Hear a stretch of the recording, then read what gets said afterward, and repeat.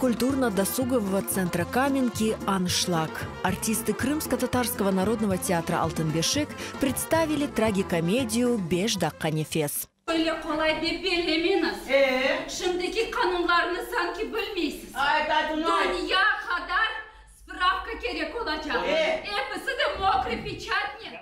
Здесь давно не проходили спектакли на крымско-татарском языке, и мы очень рады видеть в наших стенах театр «Алтынбешик». «Беш дакка нефес» – трагикомедия о взаимоотношениях родителей и детей. Происходящее на сцене вызывает у зрителей то смех, то слезы, заставляя задуматься о самом главном. И в этом заслуга режиссера-постановщика театра, заслуженного деятеля искусств Украины Беляла Белялова и всей труппы «Алтынбешик».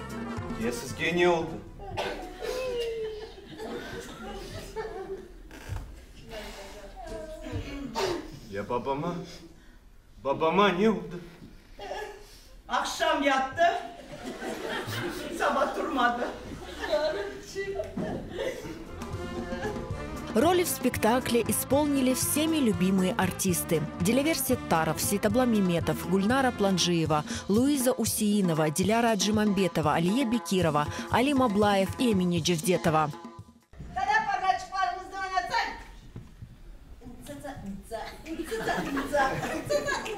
Ay maşallah tezden tım oyunu da oynarsınız inşallah.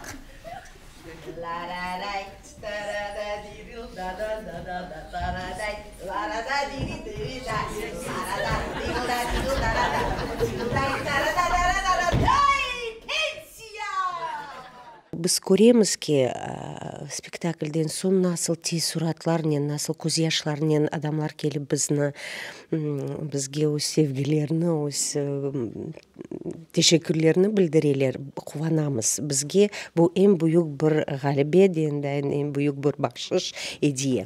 Мына бұл спектакльде біз айтамыз, ұнытмаңыз ана бабаны. Ер вақыт, ер күн оларға телефон açып айтыңыз. Ана, сені севем, сені сағындым. Ана бабаларыңызға мұқайт олыңыз, қадірлеріне барыңыз.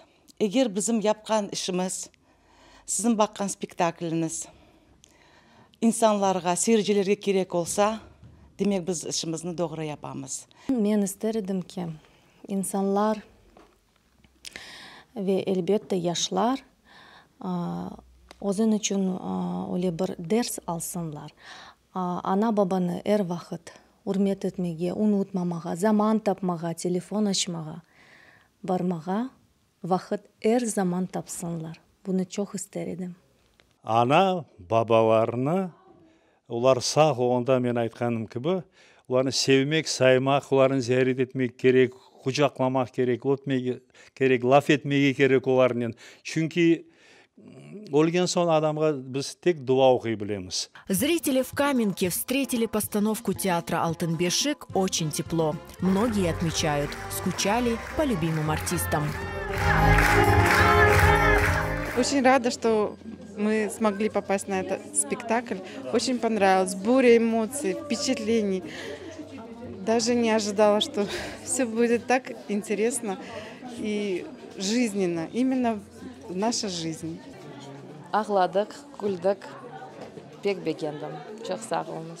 Давно не ходил в театр, получил массу удовольствия. Мы очень соскучились по нашим актерам любимым, которых, к сожалению, я давненько не видел на сцене. Все прошло очень здорово.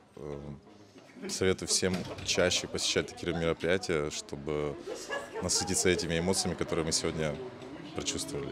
Pek güzel rollerini becerdiler. Ben pek memnun oldum. Herkesten çok güldüm. Bek büyük teşekkürler. Allah'a şükür bu artistlerin ben 8 yıl görgenim yok, 6 yıl görmedim. Отлично.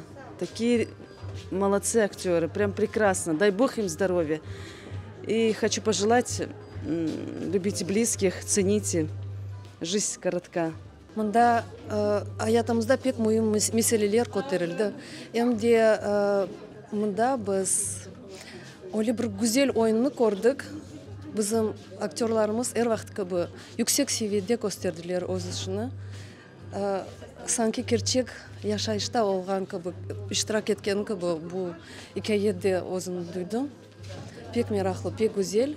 Эркеске айтам, мутлака бул спектакльны бакмак керексиңиз.